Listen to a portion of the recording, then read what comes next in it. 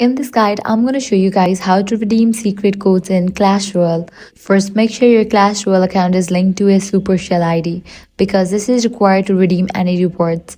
To do this, open Clash Royale, tap three lines in the top right corner and log in with your existing Supercell ID or create a new one if you don't already have it.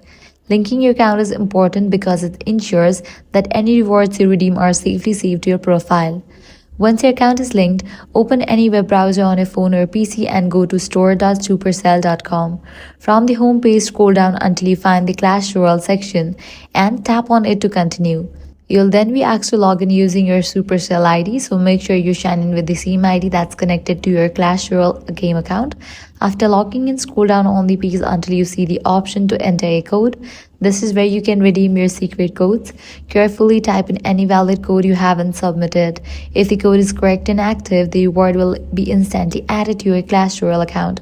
These rewards can include emotes, chests, or other in-game items. Once that's done, you can open the game and enjoy your rewards. And that's it. If this guide helped you out, do not forget to like, share, and subscribe.